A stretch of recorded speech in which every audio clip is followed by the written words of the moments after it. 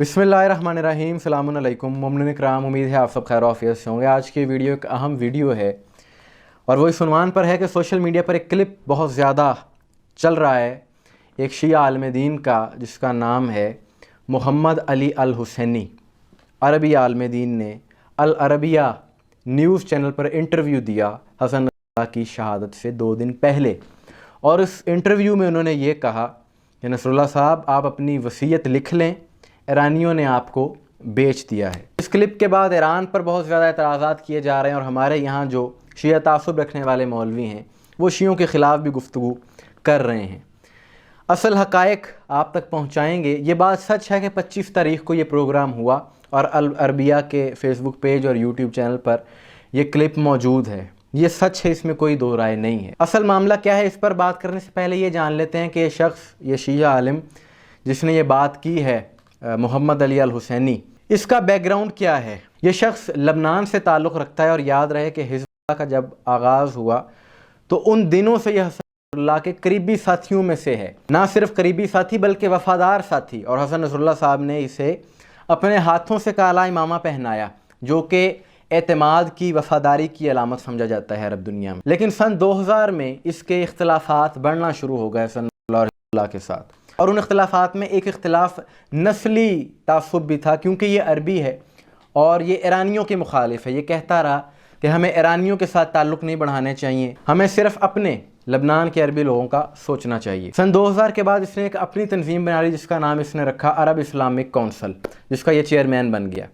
2011 में लबनान में इसे गिरफ़्तार किया गया, क्योंकि इस पर इल्ज़ाम था कि इसने इंटेलिजेंस एजेंसी मोसाद को अहम मालूमात और मुखबरियाँ बेची हैं।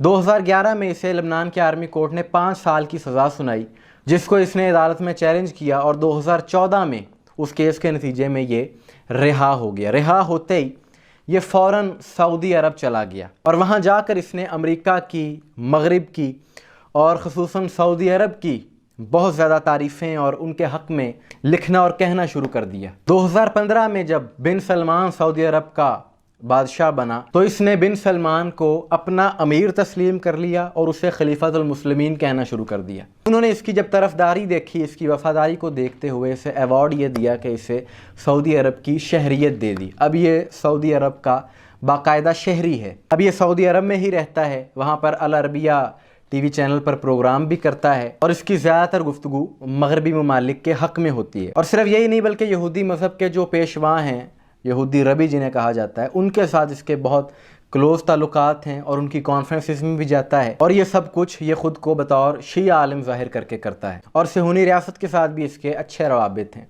बात करने का मकसद ये है कि अगर कोई शख्स एक मसलक का लिबादा ओढ़ कर कुछ हरकतें करना शुरू कर दे तो उसे पूरे मसलक का तर्जुमान या नुमाइंदा नहीं कहा जाएगा। अब आते हैं उस बात की तरफ कि जो इसने 2 दिन पहले पेशगोई की और 2 दिन के बाद वो मामला हो गया नसरुल्लाह साहब का।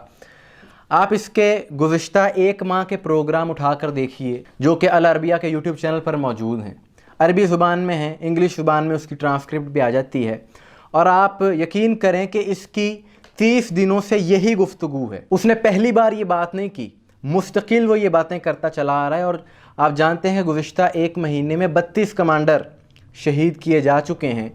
तो इसी चीज़ के पेश नज़र उसे पता था कि अगली बारी हसन नसरुल्लाह की है, उसे पता था कि अगली बारी सैयद शहीद की है, बाकी सब तो शहीद हो चुके हैं। तो उसने ये बात कर दी और इत्तेफाक ऐसा हुआ कि 2 दिन के बाद वो मामला हो गया। इसकी मिसाल को यूँ समझिए कि पाकिस्तान में अक्सर रात 9 बजे के जो प्रोग्राम्स होते हैं उनमें सहाफ़ी हज़रात माजी की हुकूमतों में रोज़ाना ये बात करते थे जी कि बस हुकूमत ख़त्म हो गई, हुकूमत गई। रोज़ाना वो हुकूमत गिरा के अपना प्रोग्राम ख़त्म करते थे, अगले दिन हुकूमत नहीं गिरती थी। किसी दिन कोई ऐसा इत्तेफाक हो गया कि हुकूमत गिर गई तो उन सहाफ़ियों ने कहा, देखें जी हमारी बात सच साबित हो गई। यही मामला यहाँ पर हुआ है। इस बात में कोई दो राय नहीं है कि मुखबरी किसी ईरानी ने की। लेकिन ये बात कहना कि सारे ईरान ने ही गद्दारी कर दी, ये बात एक मसल की तासुब की बुनियाद पर कोई कर सकता है? कोई अक्ल रखने वाला शख्स ये बात नहीं कर सकता। और कुछ मौलवी यहाँ पर शिया तासुब में ये कह रहे हैं जी ईरान ने अब तक क्या किया है। ओ भाई, जिन ममालिक को तुम बड़ा इस्लामी और अच्छा समझते हो, उन्होंने क्या किया है? तुम ईरान से जो सवाल कर रहे हो, भाई बात यह है कि एक अकेला मुल्क जो कि मुआशी तौर पर भी इतना मजबूत नहीं है, वो आखिर कितना कर सकता है? لہٰذا حقائق پر مبنی بات ہونی چاہیے، مسلک کی تعصب کی بنیاد پر کوئی بات نہیں کرنی چاہیے، جو بات سچ ہو اسے تسلیم کرنا چاہیے۔ مومنین اکرام، آپ کے سوال سے کیا رائے ہے کمنٹس میں ضرور بتائیے گا۔ مجھے دعا میں یاد رکھیے گا۔ السلام علیکم ورحمۃ اللہ۔